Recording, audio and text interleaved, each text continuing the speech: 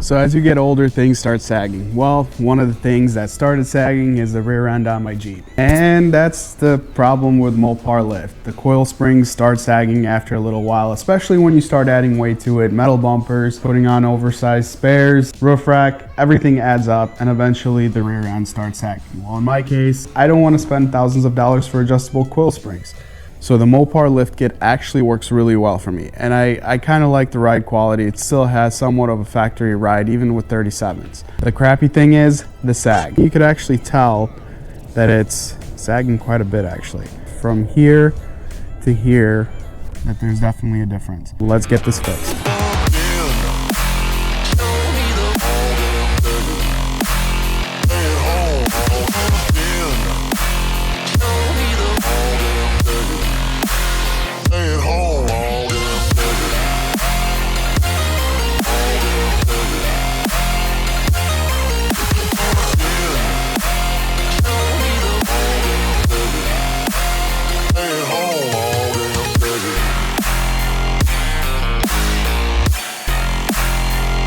So we have to make sure we disconnect our locker. Once the locker is disconnected, we're gonna hit the shocks.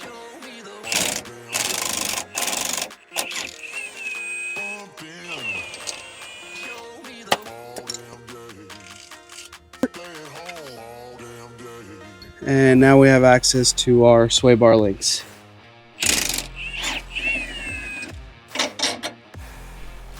Once I have my sway bar links disconnected and my shocks, I'm gonna be able to drop the axle down slowly.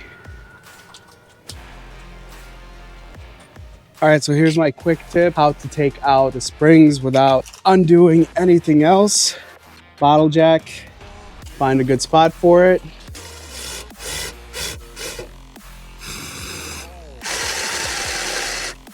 You're essentially just pushing the axle down. Just to get the spring out. There you go. The spring is out. Now we're ready for our spacer.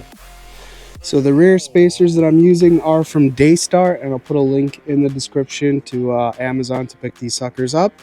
And essentially what you're doing is you're taking your isolator off the spring, lining it up with this guy, and it should just kind of like pop in because I have a cutout here, just like this, and just put it onto your spring, and that's it. You have 3/4 of an inch here extra, and now I'm ready to pop this side back in. Let's put some tension on the spring. Still adjustable. Want to make sure everything is seated correctly, right where it's supposed to be. And this side is pretty much done. Now I'm ready to move on to this side. This one is gonna be a little trickier to get the spring out and put the spring back in because of this whole bracket here, and the exhaust sits right there.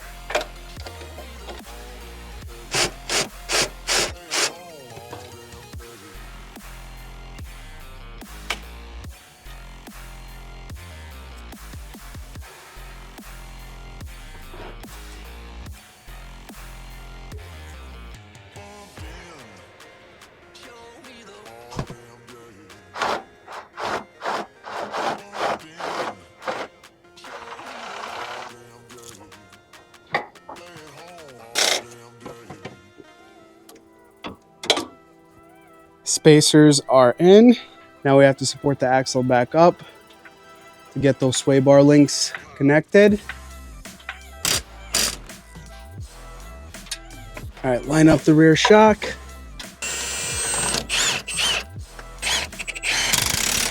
And make sure we don't forget our locker.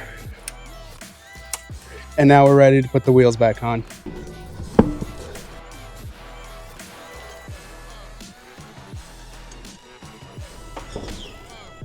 Drop the Jeep down, and what a difference. Of course, we have to measure it to make sure. So just 9 1/8. In the back, we have 9 1/4. It is going to be pretty much even once I have all my recovery gear and my tools loaded up in the back with a cooler and everything. It is pretty much dead on. So there you guys have it. 45 minutes is what it took me to get this project done. Fix the issue that I had. Don't forget to torque your lugs. So the best part about this is that you don't need to adjust anything else. What you're basically doing is putting the Jeep back where it was originally. You don't need to adjust your bump stops. You don't need to do an alignment. If your tires are clearing at full flex, you don't need to adjust your bump stops whatsoever.